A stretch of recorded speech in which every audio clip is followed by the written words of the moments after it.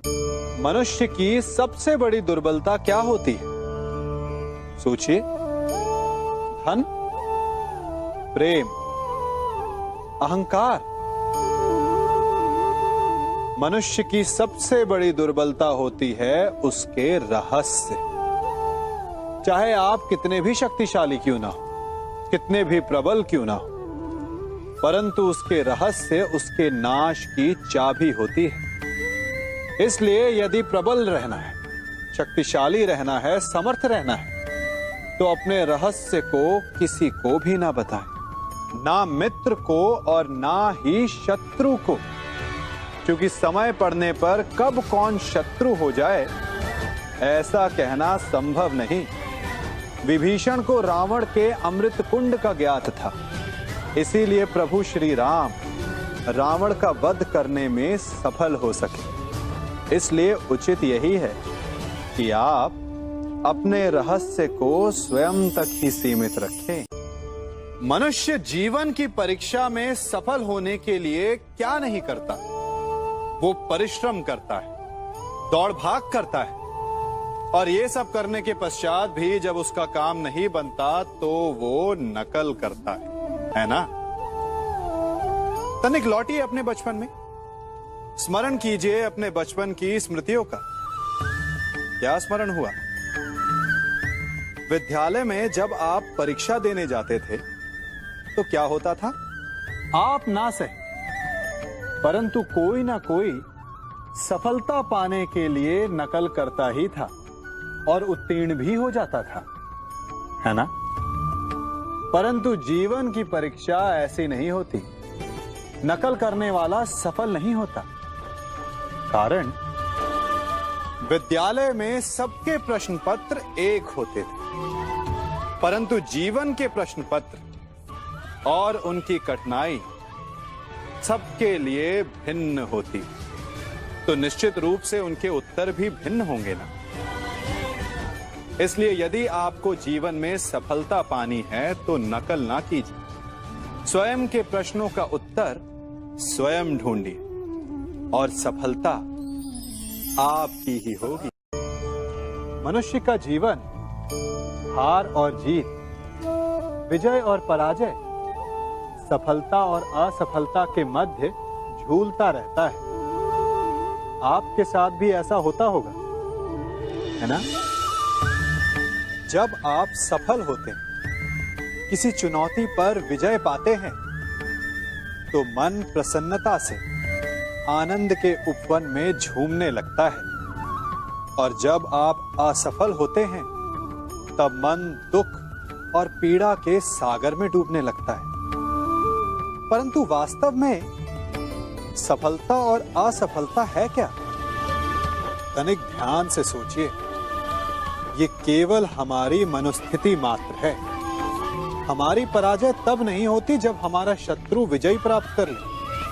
हमारी पराजय तब होती है जब हम पराजय स्वीकार कर लें। हम असफल तब नहीं होते जब हम लक्ष्य ना पा सके। हम असफल तब होते हैं जब हम प्रयास करना बंद कर दें। इसलिए प्रयास करते रहें और हार ना माने, क्योंकि जिस दिन आप हार स्वीकारना बंद कर देंगे, जीत आपके चरणों में होगी।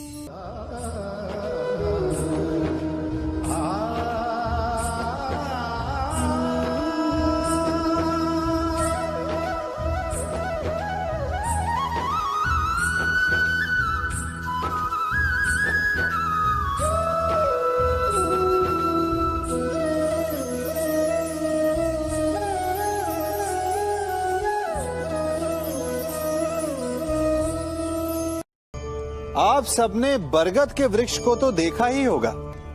क्या आपको ज्ञात है, बरगद के वृक्ष के बीज का आकार राई से भी छोटा होता है, परंतु बरगद का वृक्ष संसार के महाकाय वृक्षों में जाना जाता है। जब उसका जन्म होता है तब उसमें वो जटाएं, वो शाखाएं नहीं होती, परंतु जैसे जैसे उसका विस्तार होता है, जैसे जैसे वो अधिक शाखाओं का भार उठाता है, अधिक पत्तियों का सृजन करता है, वैसे वैसे उसकी शाखाएं जटाएं बनकर जड़ तक पहुंचती है और इस वृक्ष को सहारा देती है। ये जीवन का बहुत महत्वपूर्ण पथ है। बिना लोभ लालच शुभ कार्य करें, अन्य लोगों की सहायता करें। धीरे धीरे आपने जिनकी सहायता की वो आपके सहायक बनते जाएंगे, आपकी जड़ों को और बलशाली बनाएंगे, आयु मान और आकार बढ़ाएंगे। सहजीवन, सहायता और निष्काम कर्म आपको मृत्यु के पश्चात भी मरने नहीं देगा, आपको अमर रखेगा। हमारा शरीर प्रकृति का एक महान आविष्कार है। इससे जटिल संरचना संसार में और कोई नहीं। हमारा शरीर जितना जटिल है, यदि इसे ठीक से जाना जाए तो इससे अधिक सरल ज्ञान देने वाला और कोई नहीं।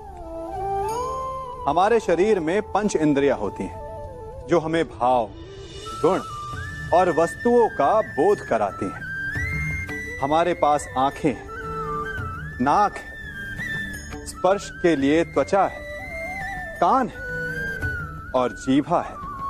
सबका भिन्न भिन्न कार्य है। आंखों से देखना, कानों से सुनना, नथनों से श्वास लेना, त्वचा से स्पर्श करना और जीभा से स्वाद लेना। परंतु क्या आपने कभी सोचा कि प्रकृति ने हमें 2 आंखें दी, 2 नथने दी, 2 कान दी, स्पर्श के लिए ये पूरा शरीर दिया, परंतु जीभा केवल 1 दी? ऐसा क्यों? क्योंकि प्रकृति चाहती है कि हम देखें अधिक, सुने अधिक और ज्ञान अधिक अर्जित करें, बोले कम। क्योंकि अधिक वाचाल नाश को निमंत्रण देता है। स्मरण रखिएगा।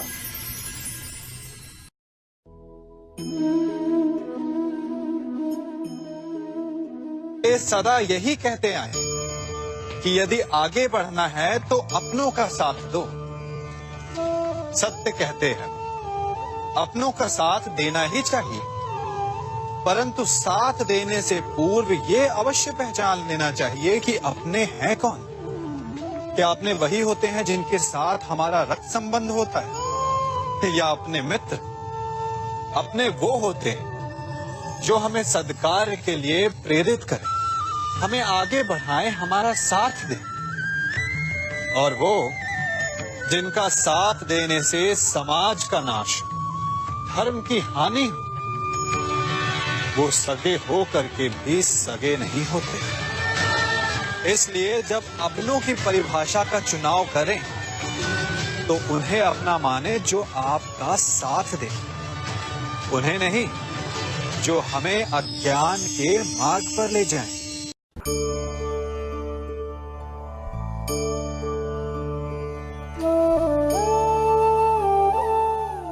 आप जिनसे प्रेम करते हैं सदा उनके समीप रहना चाहते हैं, नहीं चाहते कि कभी अपनों से दूर होना पड़े, बिछड़ना पड़े। परंतु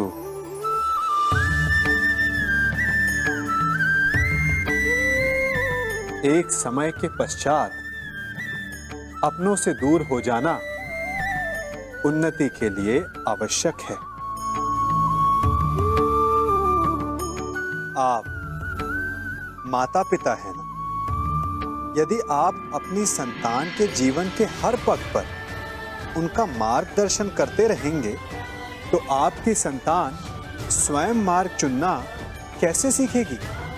मार्ग के कांटों से स्वयं को बचाना कैसे सीखेगी? इसीलिए एक समय के पश्चात अपनों से बनाई गई दूरी सदा लाभदायक रहती है। आज मैं आप सबको एक कथा सुनाता हूं। एक दिन प्रातः एक व्यापारी अपने घर से निकला। घर से निकलते ही एक बिल्ली ने उस व्यापारी का मार्ग काट दिया। व्यापारी घबरा गया, वो फिर से घर लौट गया और शुभ घड़ी की प्रतीक्षा करने लगा। और जब वो पुनः अपने घर से निकला तब वो वाहन जा चुका था जिससे राजा तक पहुंचकर उसे भेंट देनी थी। राजा को भेंट नहीं मिली, राजा क्रोधित हो गए। राजा ने उस व्यापारी का व्यापार बंद करवा दिया। इस कारण व्यापारी क्रोधित होकर घर पर अपनी पत्नी से लड़ बैठा। पत्नी अपने बच्चों समेत मैके वापस चली गई और उस व्यापारी के जीवन में यदि कुछ रह गया था तो केवल अंधकार। और इन सब का कारण वो उस बिल्ली को मानता रहा जिसने उसका मार्ग काटा था। ऐसा ही एक दूसरा व्यापारी राजा को भेंट देने निकला और उस व्यापारी का मार्ग भी एक बिल्ली ने काट दिया। वो व्यापारी तनिक घबराया, परंतु उसने आगे बढ़ना अधिक उचित समझा। राजा तक वो समय पर पहुंचा। उसने राजा को भेंट दी। राजा प्रसन्न हुए और राजा ने व्यापारी को अपना व्यापार बढ़ाने की अनुमति दी, स्वर्ण आभूषण दी। जब व्यापारी घर पर पहुंचा तो पत्नी को आभूषण और अपने बच्चों को देने के लिए वस्त्र थे उसके पास। हर ओर प्रसन्नता थी। समझ रहे हैं ना? दोनों के साथ एक ही प्रकार की घटना हुई, परंतु दोनों की प्रतिक्रिया भिन्न थी। ऐसा ही हमारा जीवन भी है। हमारे जीवन में प्रारब्ध का अपना स्थान है, परंतु उससे कई अधिक महत्वपूर्ण हमारी प्रतिक्रिया, हमारे सोच का प्रभाव है। क्योंकि यही हमारे जीवन को आकार देते हैं। इसलिए अपनी सोच को सकारात्मक रखिए। आपका जीवन सदैव आनंदमय।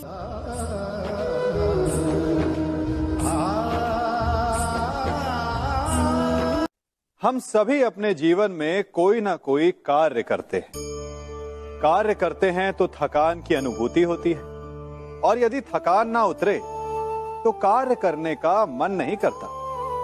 हम आशा करते हैं कि कदाचित एक दिन में 24 के स्थान पर 26 घंटे होते तो आराम करने के लिए हमें और अधिक समय मिल जाता। हमें ऐसा अनुभव होता है कि हम बहुत अधिक कार्य कर रहे हैं, है ना? परंतु क्या आपने कभी सोचा है कि जो लोग संसार में सफल हैं, उनके पास भी सफल होने के लिए दिन में केवल 24 घंटे थे? तो फिर वो सफल क्यों है? इसका एक छोटा सा रहस्य है। वो कार्य चुनते हैं जो उन्हें प्रिय है, जिसे करने में उन्हें आनंद आता है। उन्हें लगता ही नहीं कि वो कार्य कर रहे हैं, उन्हें लगता है कि वो प्रतिपल आनंद मना रहे हैं। और जब आप आनंद मनाते हैं तो थकान कैसी? इसलिए यदि आप जीवन में कोई भी कार्य करें तो वो आपके मन को भाना चाहिए, या जो कार्य आप कर रहे हैं उसे अपने मन को भा देने दो। सफलता आपको मिलेगी। कभी सोचा है हमारा जीवन भी उस रेत की घड़ी की भांति है? जो रेत नीचे गिर चुकी है वो हमारा अतीत है। जो अब भी ऊपर है वो हमारा आने वाला भविष्य है। और वर्तमान ये संकुचित स्थल है जहां से धीरे धीरे करके रेत गिर रही है। अर्थात हमारे पास जीने के लिए यही एक क्षण है। उसका उपयोग कैसे करना है ये हम पर निर्भर करता है। जो बीत गया उसका दुख मनाना है, या जो भविष्य में होने वाला है उसकी प्रतीक्षा में क्रोध करना है। सब कुछ करने के लिए यही एक क्षण है। प्रसन्न रहना है तो उसके लिए भी यही एक पल है। प्रतीक्षा करते रहोगे तो ये पल भी भूतकाल में बदल जाएगा। इसलिए आनंद के लिए, परोपकार के लिए प्रतीक्षा ना कीजिए।